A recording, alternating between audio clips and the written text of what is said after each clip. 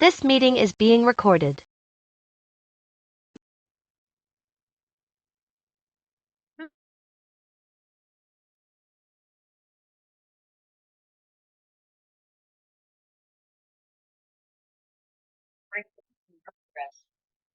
Hey, John.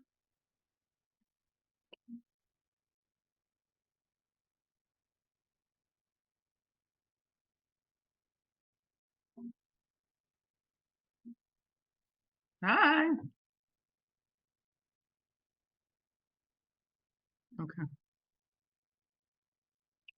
Hey, Sally. Welcome.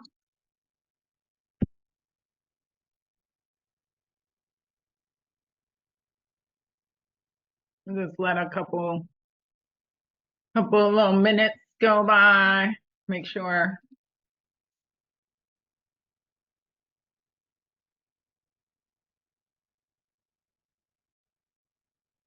One second.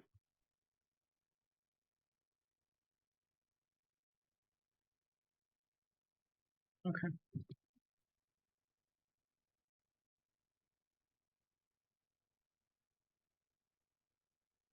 Hello. Hi. Hey, Sally. Welcome. Thank you. How are you? Good. Welcome to Lifestyle. Hey, Derek. I know I saw you earlier. Or kind of. Hello. You did turn on your computer. and now I'm driving my son to football practice. Oh, okay, okay. That's cool. Family is important, so I got you. I'm kind of hungry, so I'm not gonna eat online, but I am gonna drink in this little anime cup that my son has. So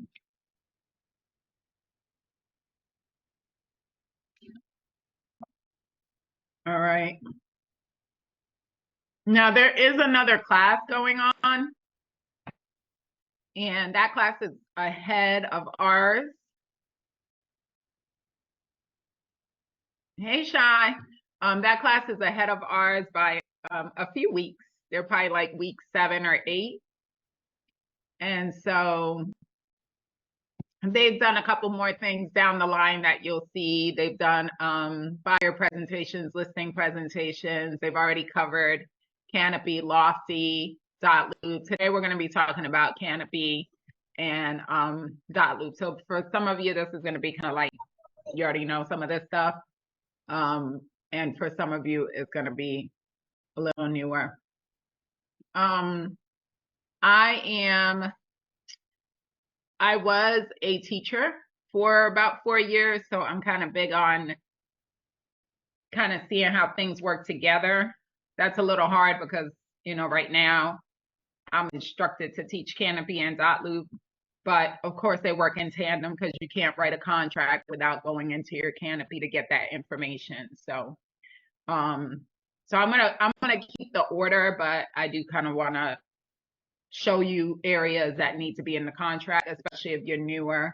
Sally and Derek. Derek, you've been doing real estate for a while?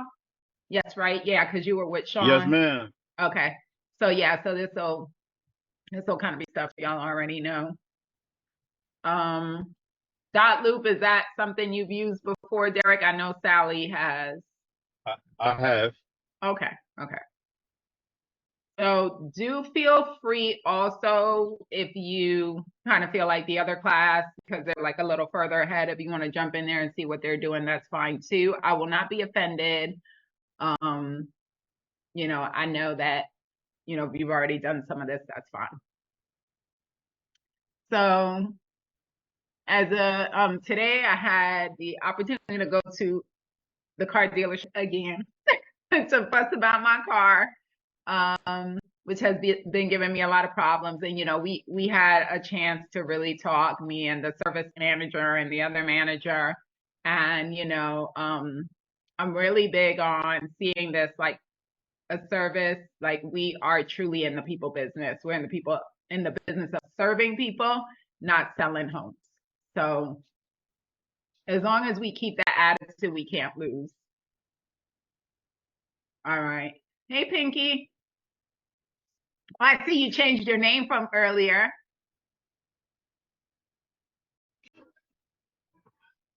Oh no, I wasn't logged in. Oh, okay, okay. Okay, Yeah, got it. Okay, got it. All right. so I don't know what it said. All right, so I'm going to jump into, there's a few of us here, so I'm going to go ahead and jump into the, I don't know what is on this screen. So, okay, Zoom is on the screen. Let me go ahead and, I'm going to get about it here. Oh, Lord. My child is singing. All right, so, this is what I see when I go into .loop. I'm going to do it from my personal account. So, all right. If I need to show you anything else, then I'll go into the main account, but I don't think I need it. All right, so I did have like a little refresher if I can find it. So there it is. Okay. All right, so my job today is to go over Canopy. It says I'm going to go over CMAs. I'm probably just going to do a quick CMA to be truthful. I do use RPR sometimes. I know there's other versions. A CMA, it takes a while to really, like, even, people who are seasoned don't always get it right. It's kind of like an art, not a science. So you have .loop and Lofty. I don't teach Lofty, Alicia does, so I'm not even going to cover that today. Lifestyle is an app that we use. You can do some searches in there, find things like what else called the logos and things like that. Some trainings you'll see drop in there. Has anybody loaded this to their, so Lifestyle 1, you can load it right into your phone. Has anybody done that yet? You said they would do what? Yeah, I have. So you can just ask for it on your phone, Lifestyle 1. Oh, yeah. Yeah. So. All right. So, so Canopy, we know that, aside from all the other tools, we need to be a realtor, such as knowing how to do paperwork, knowing how to do presentations, knowing how to keep our minds together, right? We also need to use tools. And one of the tools that we use is Canopy MLS. That's the one that we utilize to cover Charlotte plus South Carolina. Are all of you licensed in South Carolina? Which, like, is there, no? No, John, not yet. no? Okay, Pinky, no? Shy, no? Okay. Sally? Yes, right? I finished my last post class tomorrow, so Oh, okay, so then you'll, okay. All right. Sally and Derek, are y'all in South Carolina as well? I think Sally is. No, I'm not licensed in South Carolina. I just got the study guide though, so soon. Okay. Okay. Well, it's good to have just in case your client decides to expand their search. I had a client that I have been working with for a while, and when they went to South Carolina, I didn't even know because I didn't have a South Carolina license and they didn't bother to tell me. So just so you know, that does happen sometimes. I am a big believer in vetting clients. Everybody doesn't do that, but I do. So, and if you ever want to learn how to vet a client, I will help you. Reach out to me. I'll let you know how I do it, just to make sure that a client is serious and that they really kind of have the funds to move forward. Now, of course, that's also not an exact science, right? Because there have been people that bought a house with no money, but that's not easy. So you really have to know what you're doing to get that kind of across the finish line. Anyway, okay, so what kind of information are we getting from Canopy? Well, we know that there's a couple of different apps or, choices in there. We have the dashboard. As soon as I log in, you're going to see the dashboard. You're going to see that I can select a couple of things. And the ones that I typically use are Matrix, Tax Realist, Builders Update, because I do a lot of new construction, Statistical Analytical Module, Ramco, Showing Time. Showing Time is a big one when you're going to go show property. So you got to definitely know that one. And if you're doing a listing, you have to know how how to set up a showing time. And I'm going to be honest, every time I do a listing, every single time I go and watch the video. I can never remember what the rule is about showing time and restrictions and all that. I always get it in reverse. And if you reverse it, no one will be able to ask for those times. So you definitely need to look at a video or, read up on it. Or call the 1-800 number and they'll help you. All right, so Matrix is the one that I use to search property listings. So let me jump into Canopy. So mine kind of goes in automatically. I've already got it set up, so I suggest doing that because it'll make life a lot easier. I know sometimes I've heard agents that can't remember their login, and I can't remember my login either. So I'm glad it's always there. All right, so here's your dashboard. It's going to have a bunch of options. Matrix is going to be one of the main ones that you use when you're trying to search for information in regards to listings and putting in your listings. And then this one is going to have some invoicing. Realist, that's if you want to find out any like tax information. So sometimes when a property is not listed, but you still need information on it, you go to this Realist tax. RPR is going to be your doing your comps. So if you want to do a CMA, it is very lengthy.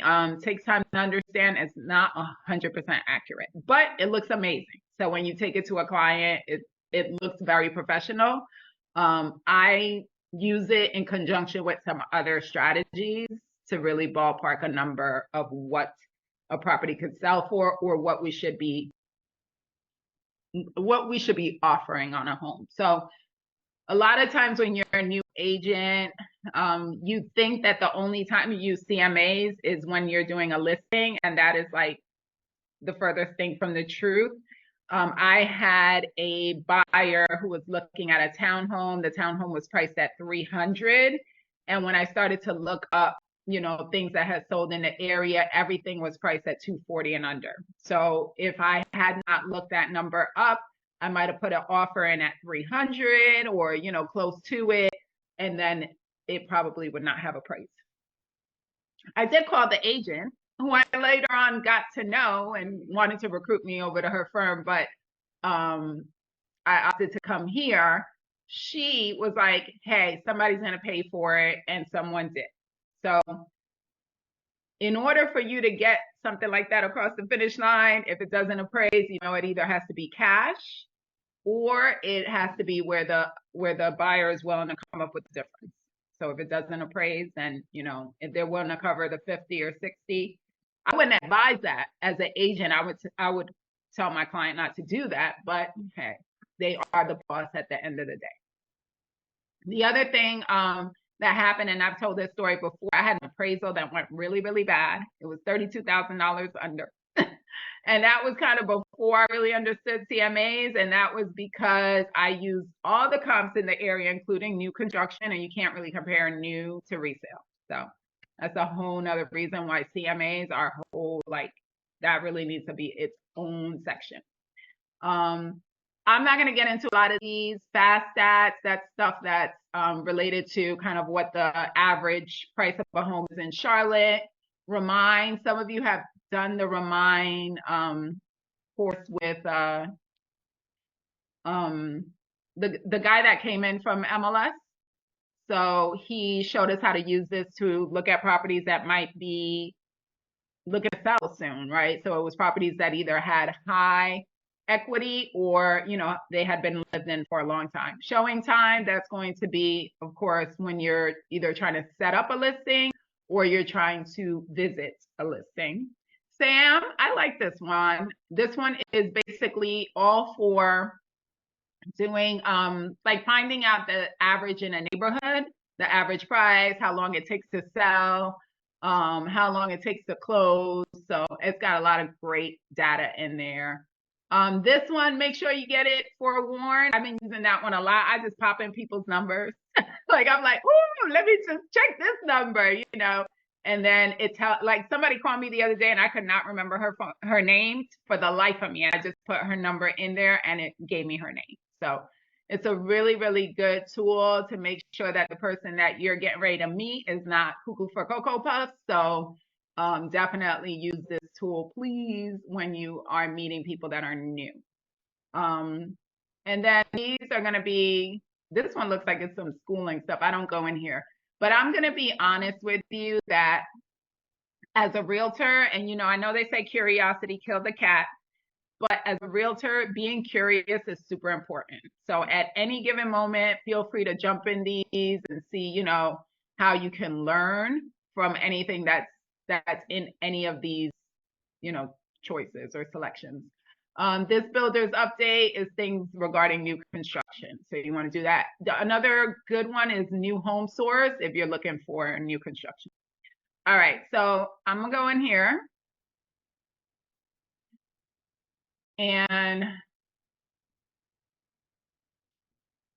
I am not going to say that I am like the most skilled person at Canopy MLS, but I know how to make it do what it needs to do so that I can like get paid.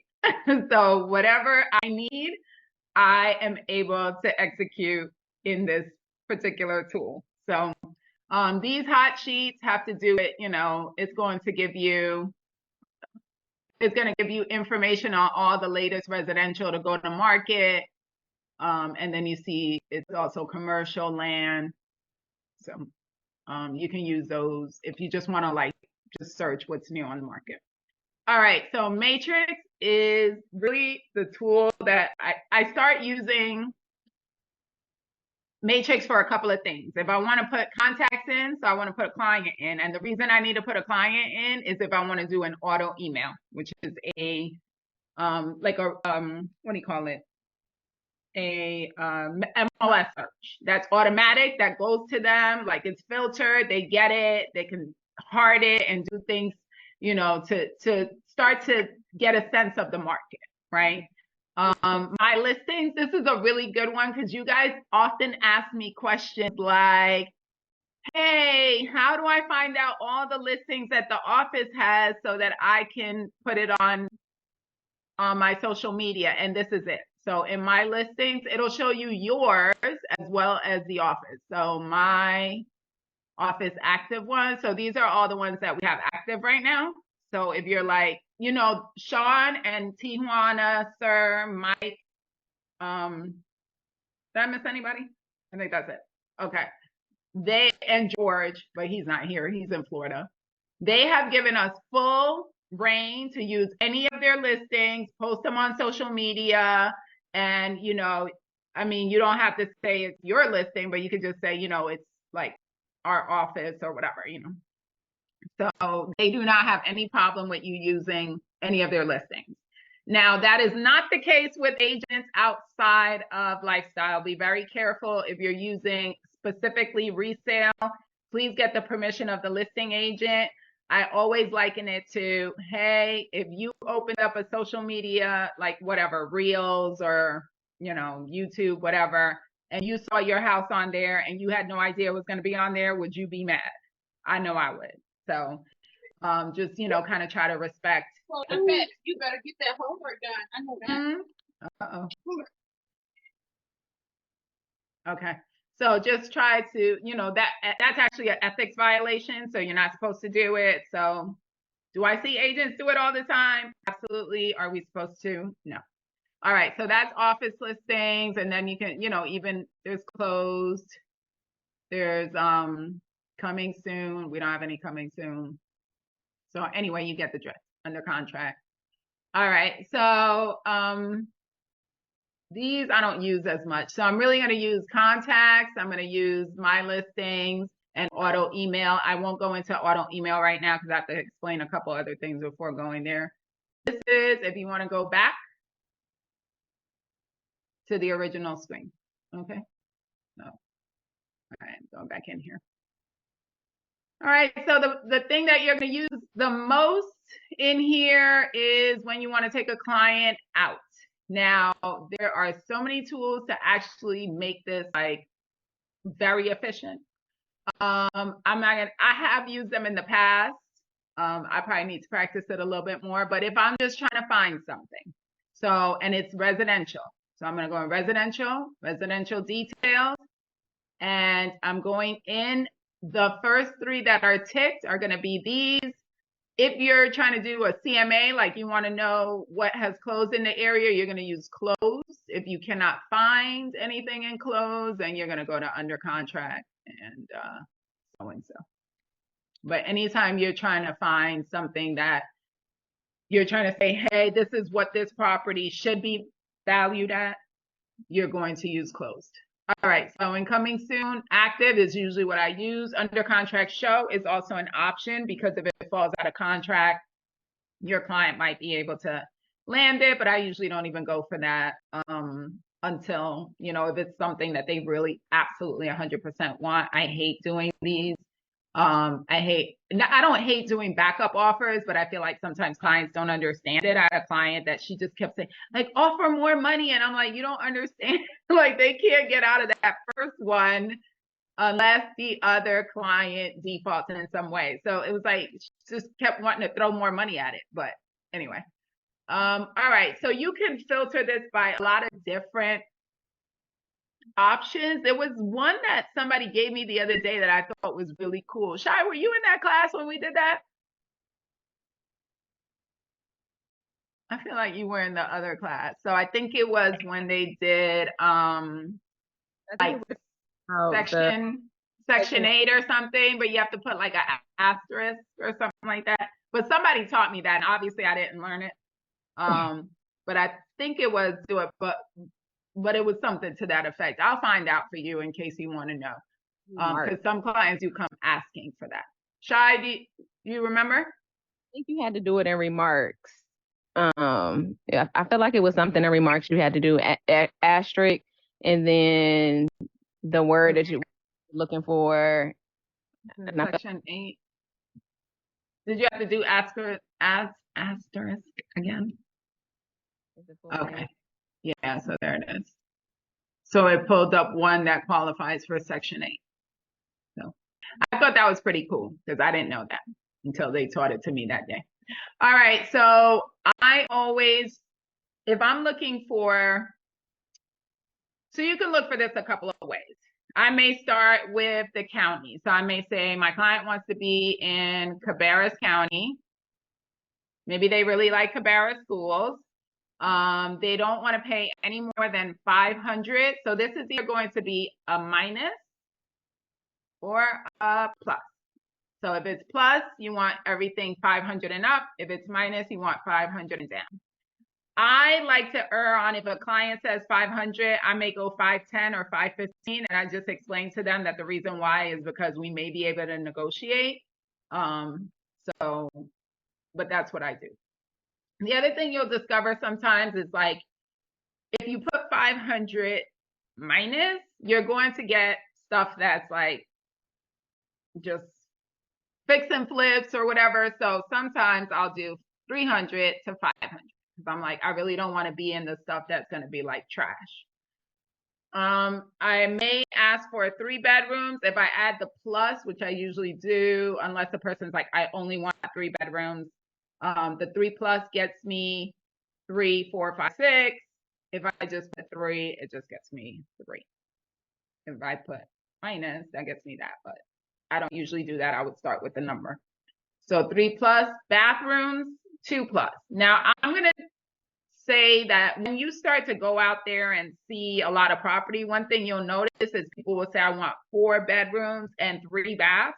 And a lot of times you'll find the 4, 2.5. So sometimes I'll start with a 2 instead of going for the 4, 3. Even though if it's a 2.5, it'll come up under total baths. All right, so I may say, this is something I do because I want to get as tight as possible.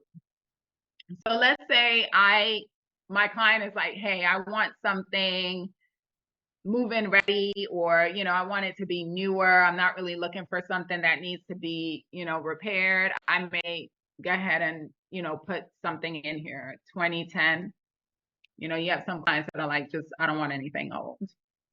If it's a client that's an investor, sometimes I'll put in 1979. And I put that in just so that they don't have to deal with lead-based paint issues. So, Just trying to make their life easier if possible. All right.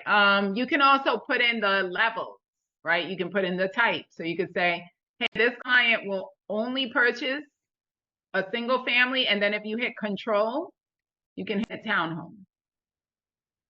And that gets you only these results. So I'm in Cabarrus County. I either want a single family or a townhome. I want it priced between 300 and 500. I need 3 bedrooms or more, 2 bathrooms or more, and I want it to be fairly new, 2010 plus. And maybe I'd even add another filter, which could be that I want the primary bedroom on the main level. Okay. Now, you know, that's not going to give me a whole lot of townhomes because townhomes tend to not have a primary on main, but it can happen. So I could also put that I want a garage. I usually just put yes instead of putting the spaces. But if your clients are like, I absolutely need 2 spaces, then I'll put the number there. So now you hit results. All right. So these are all the ones that came up in Cabarrus County that I can now either create an auto email or I can just look through these and see if my client would like these. For example, this is an Eastwood home. This is over there by Harrisburg Village, which is super cute. This is the carry model because that's the only one that has a primary on the lower level. So I may look and say, okay, I think my client would like this.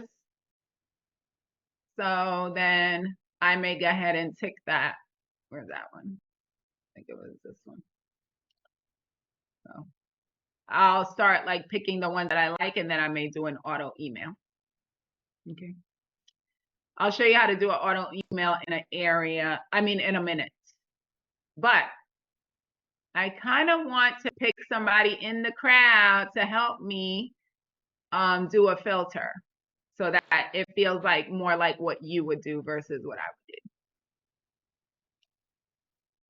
All right. Pinky, you feel like you want to give me some filters? Let's do it. Okay. So what you want to look in a zip code? Do you want to look in a county? Do you want to look in a city? Yeah, I'm looking to move to 28208. Okay. Okay.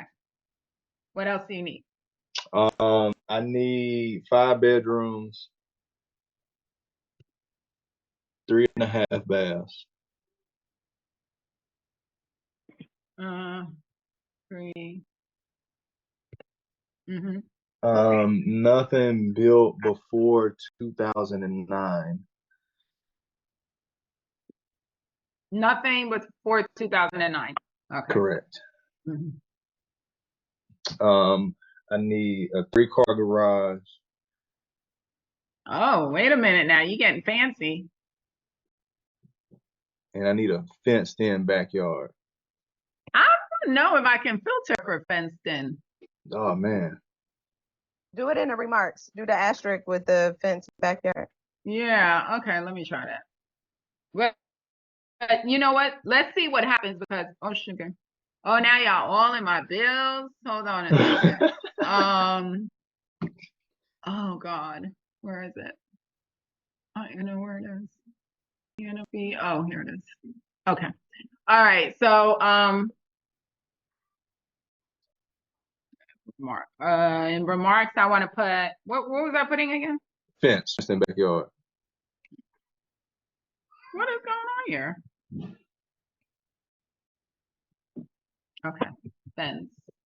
Let me just put fence for now. Okay. All right. Was that it? That's all. Okay. That's a lot, but okay. So you can see that the tighter you get on those filters, the harder it is to find stuff. So I would go back. Did you see how I just did that? I just hit criteria and it took me back. So now it lets me pick again. So I may remove the 3-car garage because I know the 3-car garage is probably the thing that did it. So let's take that off. See if anything comes up. Nope. Okay. Take It's probably a 5-bedroom. Oh, I could take the fence off. Dang. It's probably the 5 bedrooms. Let's try 4. Am I asking for too much? A little bit. Where is 28208? I don't even know where that's at. Oh. 28208. That's West Charlotte.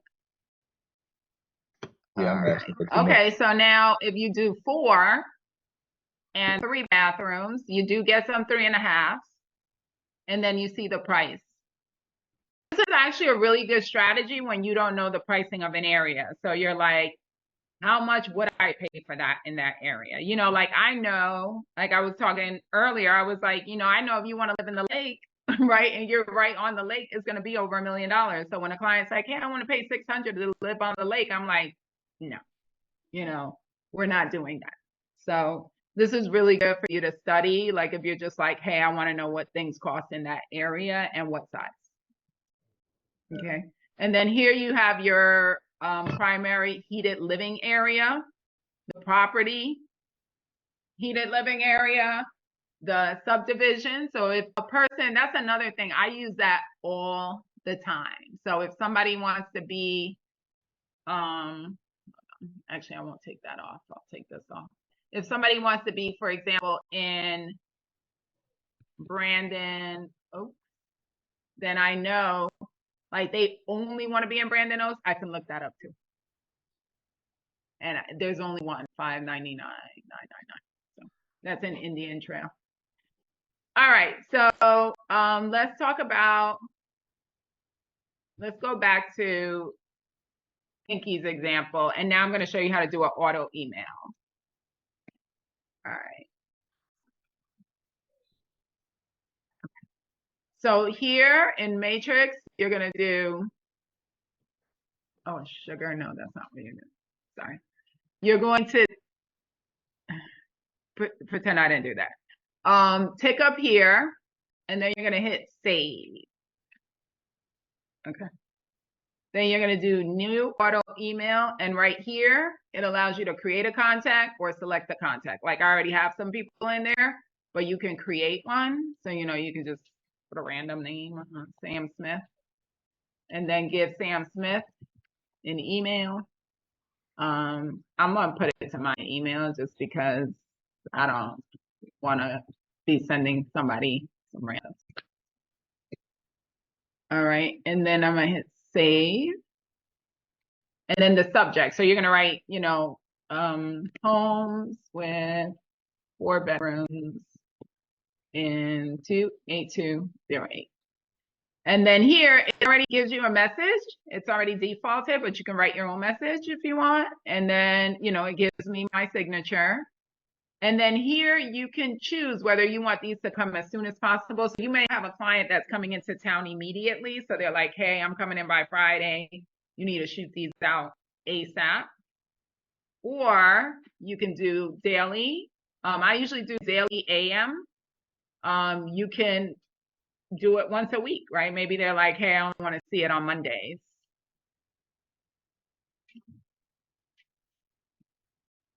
And then you would do that. Or you could do PM. You could say they only want to see it on Monday nights. I mean, I don't know why somebody would randomly want to see it then. But one thing that's really good to get in the habit of is asking clients how often they want to see it, because it does become annoying after a while. You know, like if you're getting like 20 options, they can't even look through it. Like they're overwhelmed.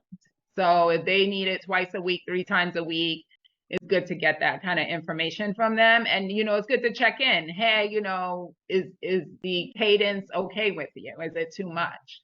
Do I need to rein it back, or are you comfortable with how it's coming in? Okay. So does this, does this, when you send the email, does it only send these 11, or does it generate a new search each email? So it's going every time something fits into that search, it's going to send it. So for now, only 11 showed up, but if tomorrow new listings come on the market that fit these qualifications, it will keep sending it. Gotcha. But it'll also repeat, it'll send it again. So if it hasn't been purchased, it'll send again. But then once it goes like under contract, it doesn't show up anymore. Okay. And on their end, they can hard it. They can do a bunch of things. I always tell them, I don't know how to do it, right? But the system does allow them to put hard, to put comments. This can get a little, I had a client that she was really into this and it was just a whole lot because I was like, she was putting notes and I didn't realize she was putting notes. And then like, I would check it and I'm answering notes and I'm like, why she couldn't text me this? You know, like you got all these notes going on. I forgot to show you that when you do, let me look at this auto email. Okay. So I sent it to Sam Smith.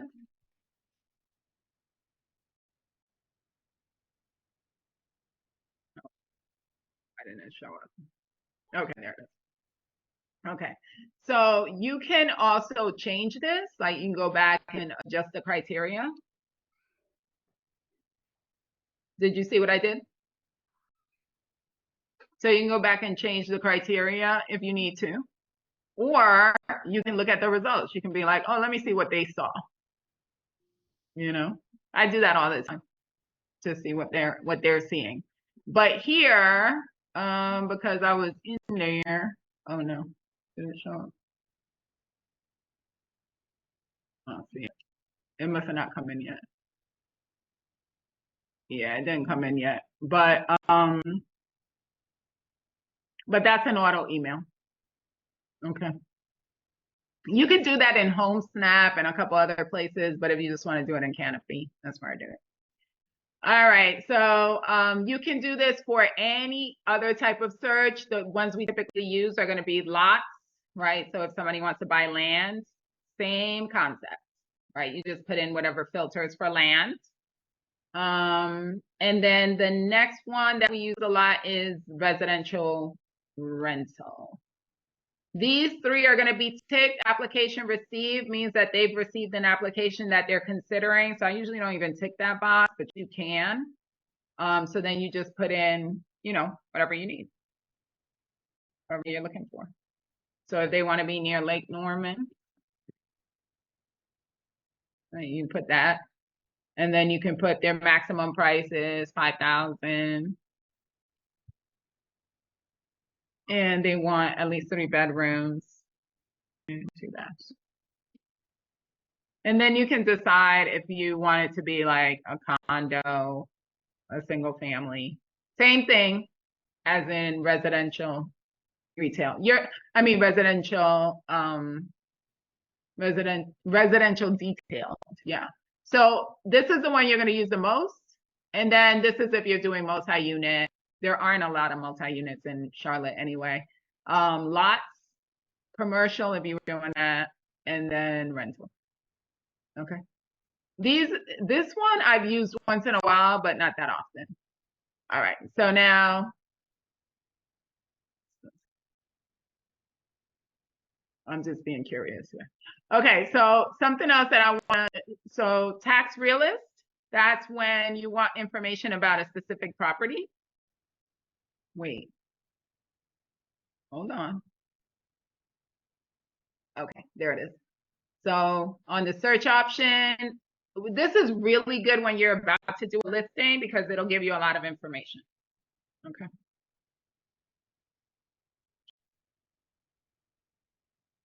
Oh no, get me out of here. Okay. Add and edit. This is when you want to put a listing in. I'm going to tell you that putting in a listing is quite annoying. When you put it in, sometimes it'll keep telling you have errors. So I'm going to show you something you can use to prepare you for the listing. And you're going to have to write this down because you are not going to remember. It took me a while to figure out where it was. All right, market reports. This is stuff you can actually look up, like production numbers and stuff like that for yourself and for other people. Resources right here. This is what I normally use, Canopy MLS forms. If you don't write this, you will not remember it, I promise. The residential input form is the form that we use to prepare us for a listing. It is a very long document. It's 14 pages long, and your client is going to get aggravated and frustrated, but you need this information. That's why I start with tax realist to see if I can find some of these. But let's say, for example, like an agent sent me the other day, does this qualify as a bedroom? So that tells me that at some point they must have put closets or something in this room to try to make it a bedroom. So it started as 3 and now they wanted to count it as 4. This is a really good form to just download and kind of have it on your desktop because you will need it. So it has a lot of information. Like we're talking, like they want to know, I mean, it's just everything. What kind of furnace, you know, is it gas? Is it electric? Like there's so many questions in here that you'll need to know the answer to. So, you don't need to know every answer, but you want to get as close as possible to it. All right, so now I have a lot of tabs open. All right, so I'm gonna go back to the dashboard. And I need to let you guys go at 7:30. So I'm not gonna keep you that long. Last time I was able to get through further, but I wanted really for us to play with that search tab. So I'm going to go into, I showed you tax realist. Oh, here it is. Okay. So Sam is something that I use a lot. See, I really need to go ahead and now I have all these tabs open. Okay. So Sam is a tool that you can use to get some averages. Why do I use this? Well, I do a lot of YouTube, so I use it for YouTube. It's also a good way for you to know areas. So for example, Ballantyne. Does anybody know what the zip code to Ballantyne is? No? Okay. Remember when I said about curiosity is like super important as an agent? I learn everything by zip codes. I also am kind of numerical anyway, so I remember numbers really fast, birthdays and things like that. But I try to do everything with zip codes because sometimes the names of an area change and sometimes they add a new name, like Loso, right? Loso is like a new community that they've decided to build down like in the 28217 zip code, which is where Old Mecklenburg Brewery, Raleigh's over there, Queen Park Social. So these things change, you know, over time. And so for me, it's been a saving grace to know zip codes. So Ballantyne, the zip code in Ballantyne is 28277. Yeah. So is it pulling up 282? Oh, there it is. 28277. So this tells you that the entire MLS is, the average home is 357,500 and Ballantyne is 402,500. That doesn't sound right. Let me see if I put in Ballantyne. Okay. And some of these are not 100% accurate. So, you know, sometimes it'll be good for you and sometimes it won't. But I learned a lot of stuff by this. Like South Park, there was a point where South Park, the average home is like 950, right? So you would need to know that because if somebody's like, I want to live in South Park and their budget is 400, like you need to be like, yeah, no, we're not going to South Park. We might be going to Madison or something like that, but we're not going to South Park. Hold on. So now you want to put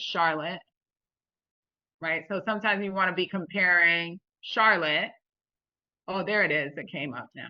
So I knew that didn't sound right. Okay, so 550,000 is the average price of a home in Ballantyne versus 405,000.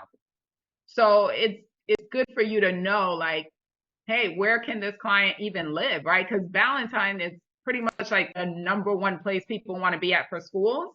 And if they don't have about 500 to play with, it's going to be kind of hard to get in there, unless they're trying to do like a condo or something like that. So you can even change it by types. So you can do single family. You see, when I changed it to single family, it changed the average. And then Charlotte changed as well. If it's a condo, it changed to 335 and Charlotte is 310. So we're already seeing a pattern of what's the pattern you've seen so far? Did everybody see the pattern when I changed it? Yeah.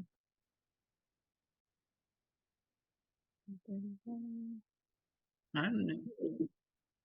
Oh, so okay, so a multifamily is the only time it got cheaper. Every other time it was way more than Charlotte. And then you have like resale, right? So if it's a single family and it's resale versus a single family that is new construction. So look at how that shifted, right? New construction is 1.2, resale was 699. Now, one thing about Ballantyne, there is not a lot of new construction there, so I don't know exactly where they're talking about because I've been to Ballantyne plenty of times and I don't see any new construction. There will be new construction coming to Ballantyne, but right now there really isn't. So if a client says, hey, I want new construction, but I want to be in Ballantyne, the two just don't, they're like, it's a dichotomy. It's very hard to find new construction in Ballantyne. Could they be talking a lot about Marvin?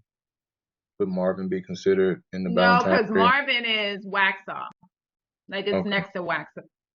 It's next to Weddington, Waxhaw, like that area.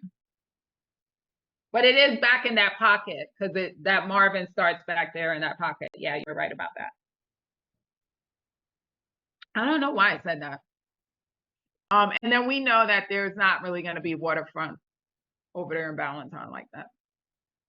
So, but anyway, this is like a really good tool for stuff like that. The other thing that it does, let's see if I can move this, is price per square foot, like average price.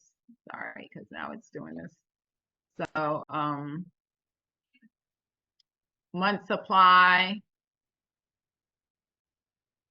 So how many months supply does it have? 1.6 for Ballantyne versus 2.3.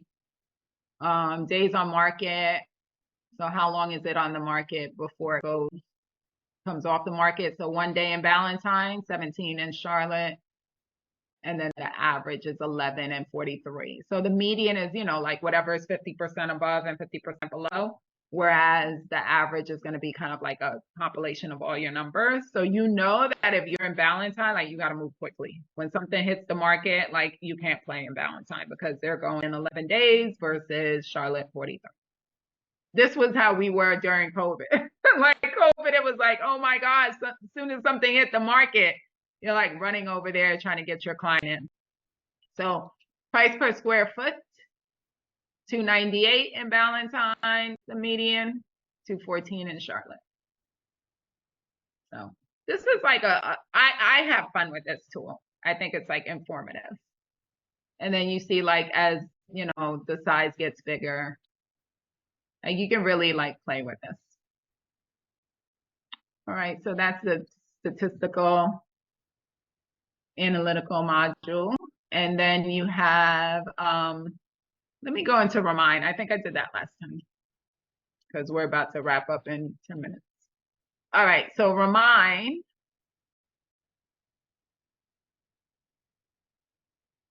Oh no. Okay.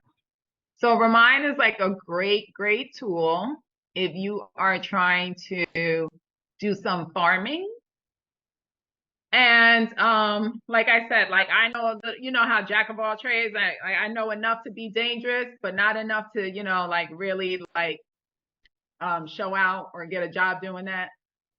So Remind is an opportunity for you to say, hey, I would like to start farming whatever area, right? I would like to start farming 28208, right? Just because we picked that before. So I would like to farm this area. Now this is a lot of area. So you can then filter by saying, okay, I want to pick places that have at least 250 to 500,000 in equity. Now, if you know about this area, I'm not saying that you can't find that in there, but the area isn't priced super high. Ownership time, maybe I say 5 to 10 years. So I'm picking, you've owned the home 5 to 10 years or 10 to 15 years. And then, your sell score is really high. Like the likelihood that you're going to sell is high. Does anybody know how they compile that data? How do they know that? No clue. Okay. So they're looking at a couple of different factors. Sometimes they're looking at home improvements.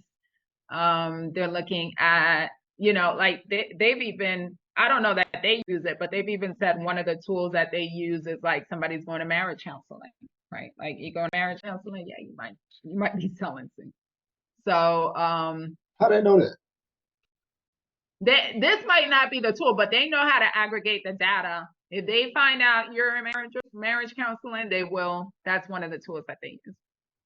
So I'm sure they sell, you know, these places sell data or whatever. I'm not saying that this is a tool that's using it, but that's one of the ways that they'll sometimes figure out, okay, these people are getting ready to go.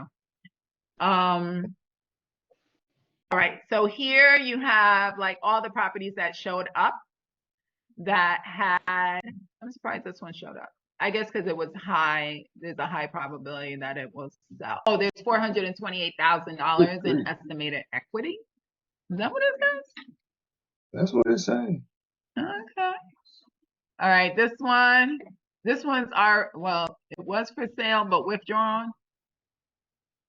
This one's off market. This doesn't even make sense. So is it just me? Because I'm not seeing these numbers right. 457,000. Oh, maybe this is the price they bought it at. So they're trying to tell you that these properties are good properties for you to farm, right? So, you know, instead of you sending to everybody in the zip code, you could just like cherry pick the people that are probably have a higher probability of selling. So you can either put something at their door or you can mail it to them. You know, you can put your door hangers, or, you know, you can do a pop by, you know, if they'll open the door for you, if you're that adventurous. Even though I'm from New York, I'm a little bit of a scaredy cat. I don't like being, you know, ringing people's doorbells like that. I'll go door knocking, but I usually think I like to do it in my own area. I think it's a little anxiety because you're like, you don't know how that person is going to act when they're going to come to the door. But you have to do it when you have a listing. So at some point, you're going to have to go door knocking anyway. But I will say that I had a listing in university. And when I say, like, these people were like, come in, you know, like, I had a lady that had my son taking pictures with her parrot. Like, some of these people are like, just super sweet, you know, but I personally, you know, because I'm from New York, the whole thing kind of spooks me out a little bit. But in that case, it was a small neighborhood. They all knew each other. So when I knocked on the door, I was like, hey, I'm selling the property across the street. You know, that's your neighbor, Betty. And they were really like, sure, come in. Let me, you know, and they wanted to like chat and all those things. There was also some people that were like a little older in there and have been there for a while, so they might just have been looking, to chit chat too. But anyway, so yeah, so this is like a really good tool, and it has different parameters. So, the property value, absentee. So if the person's not living there anymore. So yeah, but these are pretty much the ones that I use. So you can do it for anything, This one, I think I already had I had that parameter set in there before because I had been doing this before. I think you can set it up so that the postcards come right from it, but I'm not 100% sure because I've never gone that far. Yeah, to send mailers. So you can get that elaborate with it if you're like really techie. You can move on and do some things like that. I know that we used to do that when I was at KW. KW had all those features of sending cards and stuff like that. Okay, so that's that. So that's for mine. All right, so it's 7:25. You guys have some questions? What did you do to go to the carts? Oh, when I was in the cart? Yeah. I just hit cart. And it said send mailers, but that's as far as I got. I don't know this part. We can probably see if somebody in the office has ever used this feature before. So I'm pretty sure you get like real elaborate with this. But I just use it for that tool just to search the homes.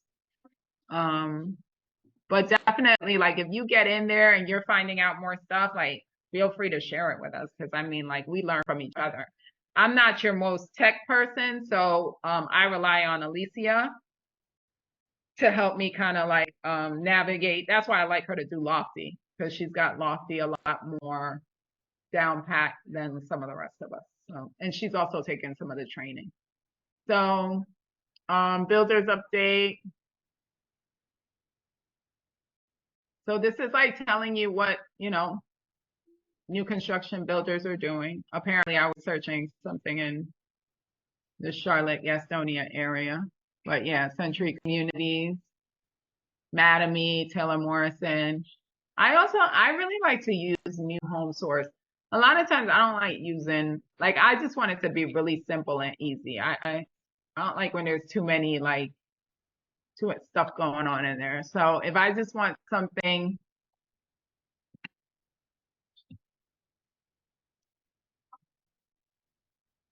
so if I want to find something in Gastonia, right here, all the homes that come up. Oh, here the Gastonia homes. But of course, that's not showing Gastonia, so I'm trying to figure out. Okay, Camber Woods. Why does that say Gastonia, but it's not Gastonia? Oh, this one's not Gastonia. That's Gastonia? Oh, you're talking about that particular one. Gotcha. Yeah, this one's not On the map. Gastonia. This one is. Okay. Yeah, so it'll pull up like all of the ones in that area and you can filter it, kind of per price up here. If your client is going to spend, up to 7, then you can filter it that way. So I really like New Home Source. It really does help me when I have clients because you're not going to get the stuff from MLS. I mean, you can, right? Because if you go in here and you do a search and you hit new construction and you were to put Mecklenburg, actually, let me not even put Mecklenburg. Let me put Charlotte. If I put all new construction, I'm going to get some stuff, but we all know that new construction is like, a lot of them are off market or unlisted, right? They haven't been put in the system yet. So, so you don't want to rely on the MLS as a tool for new construction. But I mean, you can start there. But if you're not finding anything, just go like to New Home Source or Builders Update. So. But yeah, so that's all I got. I'll probably either be on here next week or me and Alicia will be on here because she's a lofty person, and I'll jump into dot loop as well. But and no questions, no comments. Yeah, I'm sorry. I had one. This last part here, this new home source, is this is this on MLS or is this a different No, it's website just an altogether? online tool. And you prefer this, you're saying? If I'm trying to find something fast, yeah, because the builder's update to me, I just feel like it's a little bit more cumbersome. So I use new home source, or in MLS, you can put what I just did, which I did all the ones that were new construction. So when I went to criteria, I've tried that builder's update before too, and I found it a little confusing. So if that, yes, if the new home source is a little more straightforward, then that's a time saver, right? Yes, I love it. I like using that one. So. Great. And visit a lot of new construction. It's really, really important for you to know how long it takes for something to be built, how much it costs, whether they can use an outside lender. Like Profile Homes would not let us use an outside lender. You need to know that, right? If your client doesn't qualify for a loan with the builder, you can't go to Profile Homes. So, Sally, were you going to say something?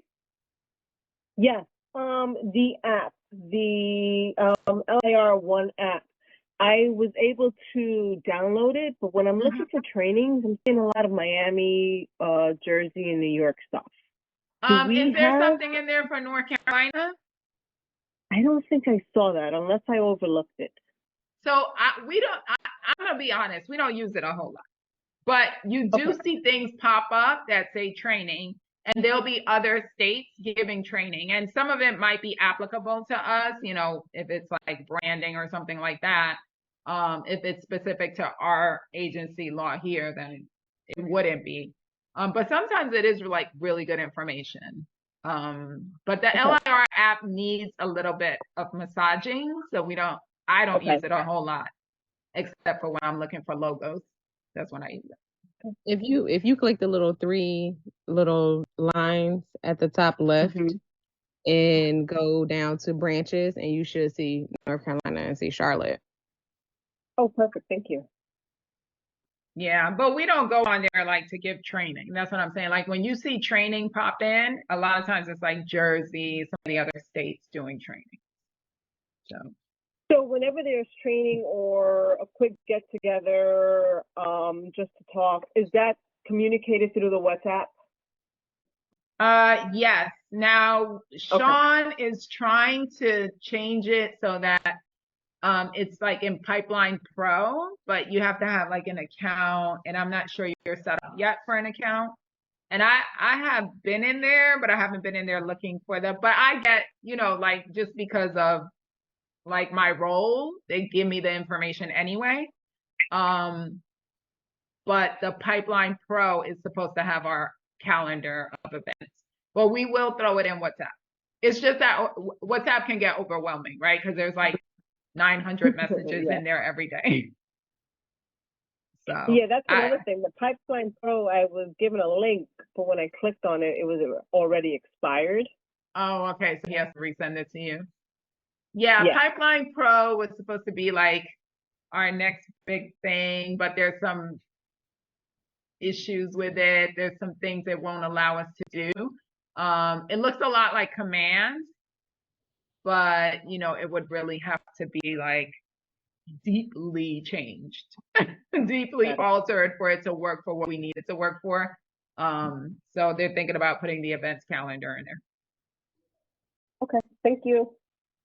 Pinky, were you going to say something? No. Oh, okay.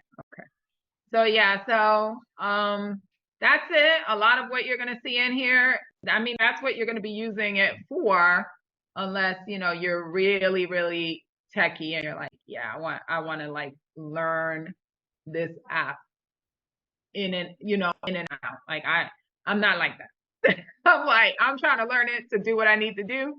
And then, I'm off to something else because I have a lot of other things that I do.